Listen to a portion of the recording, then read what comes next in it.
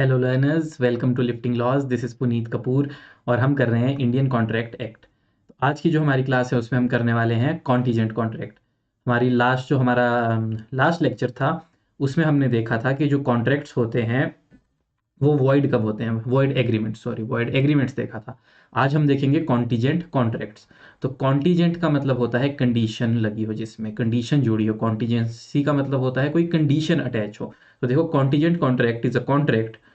इसमें क्या है, देखो, ये इस तरह का एक टाइप ऑफ कॉन्ट्रैक्ट है। कॉन्टीजेंट कॉन्ट्रैक्ट कॉन्ट्रैक्ट का ही एक टाइप है जिसमें कंडीशंस लगी होती हैं।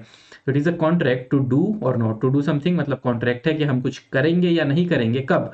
If some future uncertain event, अगर कोई फ्यूचर अनसर्टेन इवेंट जो है, जो कॉन्ट्रैक्ट के कोलेटरल है, वो होता है या नहीं होता। मतलब जो हमारा कॉन्ट्रैक्ट है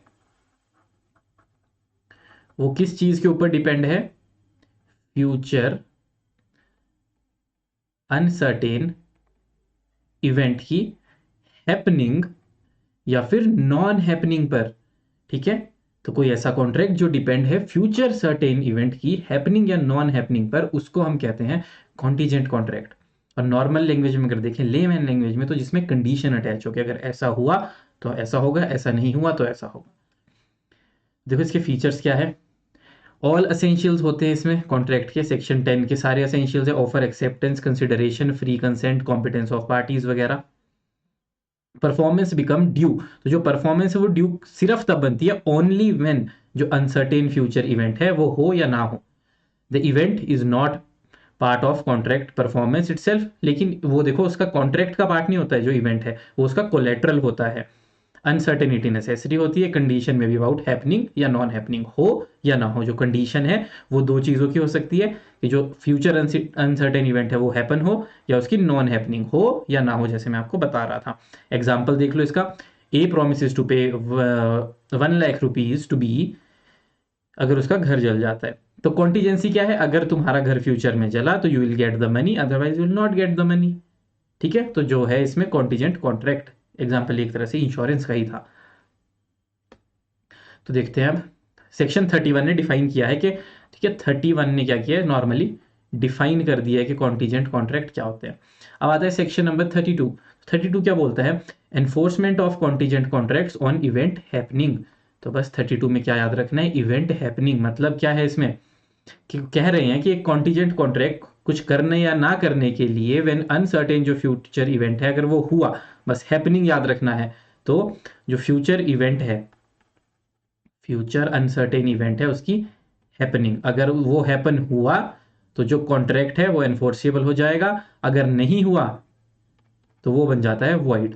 example, A agrees to pay, example से ही समझ आते हैं वाले सेक्शन। ए एग्रीज टू पे 50,000 इफ अ शिप कैरिंग बीज good return safely.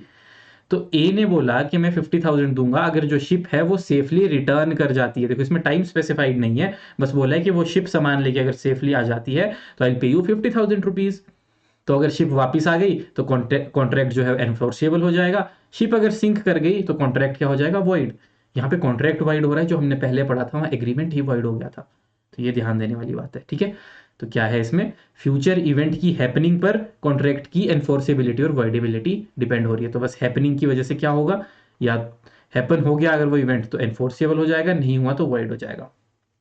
Section 33, enforcement of contingent contract on an event non happening. बस ऊपर हैपनिंग था, नेक्स्ट सेक्शन में है नॉन हैपनिंग। तो अगर वो चीज नहीं हुई, एग्जांपल देखते हैं इसका भी। ए प्रोमिस टू पे 20,000 if a particular train does not arrive in 24 hours. तो इसमें क्या बोला कि अगर वो वाली ट्रेन इतने टाइम में नहीं, ये वो वाली ट्रेन अगर नहीं आई, टाइम रहने देते हैं, अभी टाइम हटा दो यहाँ से, टाइम का, क्योंकि इसमें कोई रिलेशन नहीं होता। ए ने प्रॉमिस किया बी को पे करने के लिए 20,000 अगर वो वाली ट्रेन अराइव नहीं करती। तो ठीक है। तो इसमें क्या है? If the train is cancelled, अगर ट्रेन कैंसिल होगी परमानेंटली तो कॉन्ट्रैक्ट हो जाएगा इनफोर्सिएबल, तो उसको पे करने पड़ेंगे। लेकिन अगर ट्रेन आ गई तो फिर कॉन्ट्रैक्ट वॉइड बन जाएगा। तो ये सेक्शन 33। ठीक है। तो एक में था हैपनिंग, हैपनिंग से हो जाता है इनफोर्सिएबल, दूसरे में नॉन हैपनिंग ऑफ कंडीशन से इनफोर्सिएबल हो जाता है। अब देखते हैं नेक्स्ट 35। अब 35 क्यों हम पहले देख रहे हैं, देखो हमने 31 में देखी डेफिनेशन कॉन्टीजेंट होता क्या है, उसके बाद हमने 32 में देखा हैपनिंग, 33 में देखा नॉन हैपनिंग, और इन दोनों में टाइम नहीं बताया गया था, टाइम नॉट स्पेसिफाइड। अब 32 और 33 का ही मिक्स करके बन गया है 35। इसमें दोनों की बात करिए, हैपनिंग की भी नॉन हैपनिंग की भी, बस फर्क क्या है, टाइम स्पेसिफाई कर दिया है, टाइम स्पेसिफाइड। तो 35 में क्या बोला, जैसे 30, अगर 35 में दोनों चीज़ें बोली, हैपनिंग एंड नॉन हैपनिंग, पहले बोला हैपनिंग कैसे, 35 में बोला जैसा 32 था, 32 में क्या बोला था, अगर वो शिप सामान लेकर आ गई तो आई तो कॉन्ट्रैक्ट एनफोर्सेबल हो जाएगा और आई पे यू। तो इसमें भी यही है कि अगर ए ने बोला कि बी अगर वो शिप टाइम स्पेसिफाई कर दिया 2 दिन के अंदर आ गई तो आई पे यू, टाइम स्पेसिफाई कर दिया तो आई पे यू। और वैसे ही सेकंड नॉन हैपनिंग, अगर बोला ए ने बी को अगर वो शिप 2 दिन के अंदर नहीं आई देन आई पे यू, तो अगर वो 2 दिन के अंदर नहीं आई और उसका आना इम्पॉसिबल ही हो गया है, 2 दिन के अंदर मतलब नहीं आई, तो फिर उसको पे करना पड़ेगा। तो हैपनिंग और नॉन हैपनिंग दोनों बस टाइम स्पेसिफाइड है, इतना ही फर्क है, ठीक है। तो सेक्शन देखो याद भी आसानी से हो जाएंगे ना, 31 में डिफाइन किया, 32 हैपनिंग, 33 नॉन हैपनिंग और 35 दोनों का happening plus non happening plus time specified. तो इतने सेक्शन तो हमें याद हो गए मजे से। Next section 34 future conduct of living person पे डिपेंड करती है अब यहाँ कॉन्टीजेंसी। इसमें क्या है देखो, when the event on which contract is contingent, मतलब जो कंडीशन है is future conduct of a living person, किसी लिविंग पर्सन पे डिपेंड कर रही है। The event become impossible when, impossible कब हो जाएगा मतलब वॉइड कब हो जाएगा, the person acts in such a way that it can not be performed या his future conduct become uncertain और इनप्रैक्टिकल। एग्जाम्पल देख लो, ए ने कॉन्ट्रैक्ट किया बी के साथ, A contracts to marry B if C divorce is wife. तो A ने contract किया बी के साथ शादी करने के लिए अगर सी डाइवोर्स दे दे अपनी वाइफ को। तो अब अगर जो सी है वो रिकनसाइल कर लेता है या परमानेंटली कंटिन्यू करता है अपनी मैरिज, तो जो कॉन्टीजेंसी है वो क्या बन जाती है, इम्पॉसिबल, और कॉन्ट्रैक्ट बन जाएगा वॉइड। ठीक है, तो इसका एग्जाम्पल था ये। तो इसमें ये है कि बस एक चीज याद रखनी है कि एक लिविंग पर्सन के ऊपर डिपेंड कर रही है कॉन्टीजेंसी, लिविंग पर्सन के ऊपर क्या डिपेंड कर रही है हमारी कंडीशन। जैसे एग्जाम्पल एक और ले लो, ए ने बोला बी को कि आई पे यू 1 लाख रुपीज अगर तू सी से शादी करेगा। ठीक है, सी से शादी करेगा, लेकिन मान लो सी ने डी से शादी कर ली। अब सी ने डी से शादी कर ली तो बी के लिए तो इम्पॉसिबल हो गया उससे शादी करना, तो फिर ये बन जाएगा वॉइड। ठीक है, 34 में याद रखना है किसी लिविंग पर्सन पे डिपेंड करती कॉन्टीजेंसी। लास्ट सेक्शन इसका section number 36 agreement contingent on impossible event. अब इसमें क्या देखो, कोई एग्रीमेंट है जो contingent on event which is impossible at the time of making the agreement, तो कॉन्ट्रैक्ट के टाइम एग्रीमेंट बनाते हुए ही वो वॉइड हो गया। For example A agrees to pay B 1 lakh if B touches the moon with where hand, अगर तू मून को छू के आ जाए तो आई पे यू दिस, तो impossible he eight the time, तो एग्रीमेंट इसमें हो जाएगा वॉइड। तो जो इम्पॉसिबल चीज करने के लिए बोल दिया, अगर इम्पॉसिबल चीज के लिए बोल दिया तो that is void. For example इसमें ऐसा भी हो सकता है, ए ने बी को बोला कि I will sell you my horse, उसने बोला मैं तेरे को अपना हॉर्स बेच दूंगा, लेकिन ए के पास तो कोई हॉर्स ही नहीं था, या फिर उसका हॉर्स जब वो कॉन्ट्रैक्ट बना रहा था उस टाइम मर गया, तो इम्पॉसिबल हो गया बेचना। तो इसीलिए ये हो जाते हैं इम्पॉसिबल कॉन्ट्रैक्ट्स।